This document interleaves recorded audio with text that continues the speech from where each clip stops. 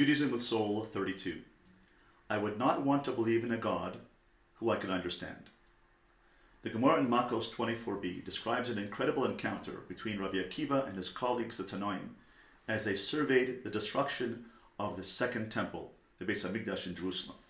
The Gemara says, the Tanoim were coming up to Jerusalem together, and just as they came to the Mount Scopus, they rent their clothes in mourning. When they reached the Temple Mount, they saw a fox emerging from the Holy of Holies. They began to cry, but Rabbi Akiva began to laugh. They asked him, why are you laughing?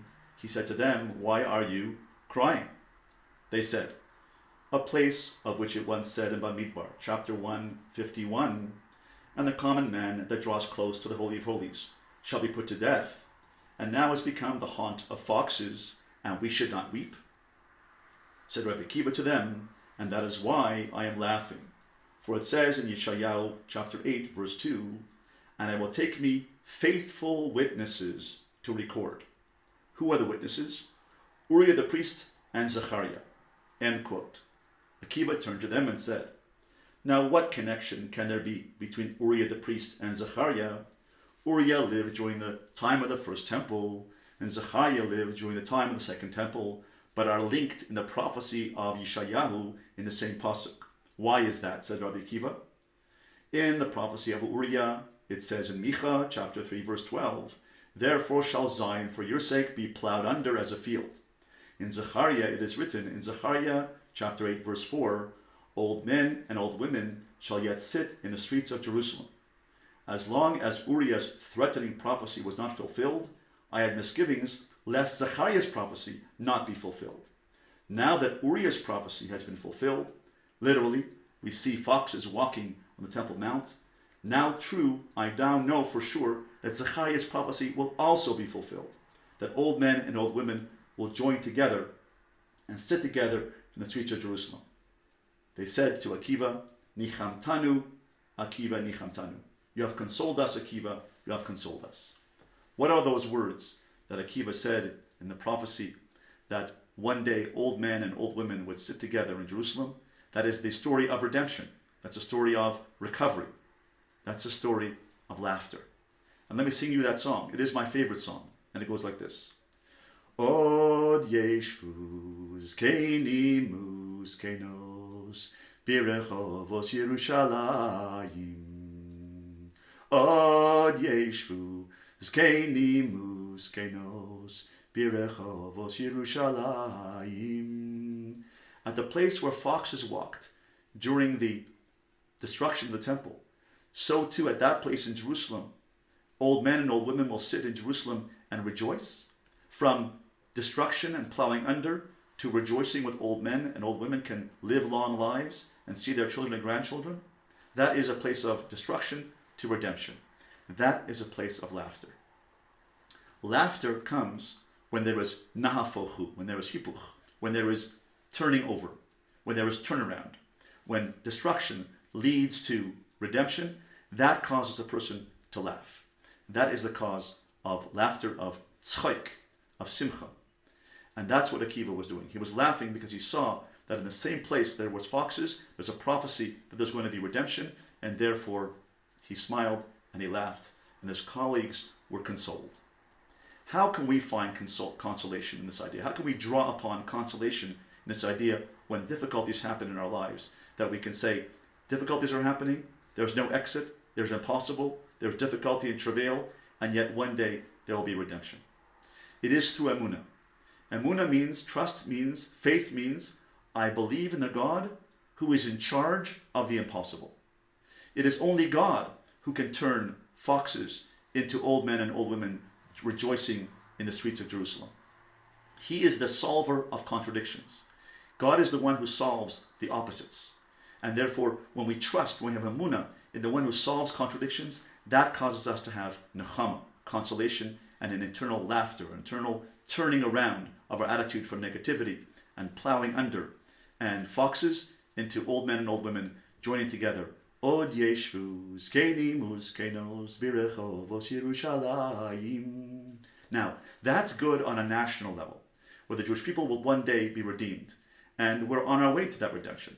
We're on our way to kibbutz galios, returning of all Jews to Jerusalem, on our way to the Mashiach. And we have a faith in that emunah. We have emunah in that ultimate redemption. But sometimes on a personal level, things get difficult. How do we relate to those difficulties? How do we relate to those impossible situations that we're faced with? Well, we have difficulties raising children, difficulties with our marriages, difficulties with parnasa and finances, difficulties with illness. How do we face these difficulties? It seems like we are weeping like the colleagues of Rabbi Akiva. We weep and we say, how can it be? We weep and we cry and we say, I can't go on. I give up. I throw in the towel. Where do we get that strength? Have you ever asked that question? God, why have you abandoned me? Why have you forsaken me? I have to admit, as chata'ai ani maskir yom, I have asked that question. When I'm faced with challenges, and I have been faced with many challenges in life, I have turned to God and say, God, why have you left me alone? Why have you abandoned me? Why have you forsaken me? Where are you, God? I've asked that question. I'm sure you have as well. What happens to us when we do that? When we do that, we are yearning for God. We are yearning for God's answer. This is a good thing. It's an expression of emunah. I want you, God. I know you're here, but where are you? That's okay. It's actually wrestling with our emunah. And one of the mitzvos in the Torah is Anochi Hashem Elokecha Asher Hotzitzicha Me'eretz Mitzrayim Beis Avadim. I am God who took you out of Egypt, in the house of bondage. That mitzvah is to grapple with our emunah, to grapple with our faith. That's okay. It's okay to ask, where are you, God?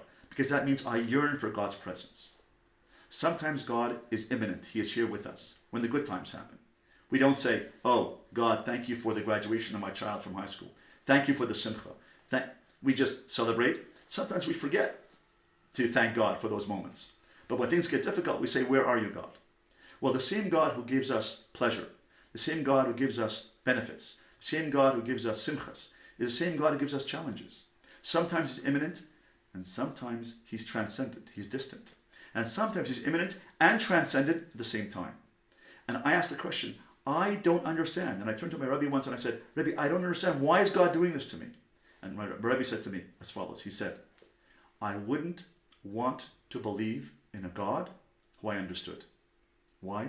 Because he's higher than me. If I understood God, I would have the same knowledge as God. And then I would be nowhere because I wouldn't know how to handle things.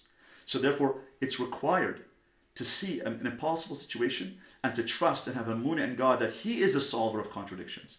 That's what's required of me. If the situations that are challenging to me and to you are there for us to bring out our faith, our emunah, our faithfulness in God, to trust in God. He has been the God of the Jewish people for 3,300 years, and he's the God of our families and the God of ourselves personally. And therefore, when things are impossible, he is the solver of impossibility. We put our faith and trust in God. That is how we answer. Now, let me share with you a Holocaust story. There's a story told in the barracks in the Holocaust where the inmates, the Jewish inmates, put God on trial for having abandoned them. And they had witnesses, and they had people called to prosecute God, the empty presence in the room, the Shekhinah, empty presence in the room, saying, God, why have you abandoned us? And at the end of the trial, they found God guilty of having abandoned the Jewish people. And after the trial, they said, God is guilty. And someone looked at their watch and said, okay, time to daven Mariv. That even though God is guilty of abandoning the Jewish people, they yearned for God's presence. In the middle of the Holocaust, they said, now time to daven. You can have a crisis of faith, at the same time maintain your faith. That's the contradiction in our own lives. And that's a contradiction of God himself. That God is transcendent, he is far away, and he's imminent, he's close, and sometimes both at the same time. Where is God? Right here. As long as you're alive, he's right with you. If you're alive, you're here, he is breathing himself into you right now. He is here right now in the midst of the challenge. If we think that the purpose of life is happiness and easy times, we're mistaken. The purpose of life is not happiness. The purpose of life is growth. If we want happiness and things are challenging in our life, then we can complain and say, God, I'm supposed to be happy and I'm not. You're challenging me with difficulties. Therefore, I'm not fulfilling the purpose of life, which is to be happy. But if the purpose of life is not happiness, but is meaning and growth, and I am challenged and that causes me to think about life and to grow as a person, then I am fulfilling my purpose in life by being challenged. The purpose of life is to be challenged. And the Vilna Gaon tells us the purpose of life when we're challenged is shviras hamidos, to break our old character traits and to grow as a person. The purpose of life is to become a bigger person, to grow as a person. And when we are challenged and we grow, we can become more godlike. We can become more like the Ein Sof by growing to become more infinite in ourselves in a human way. To become more infinite in a human way is to emulate God's infinite nature. So when I grow, and I'm pushed to grow by God, by the contradiction of all and the solver of all contradictions, then I am growing as a person and I become a bigger person.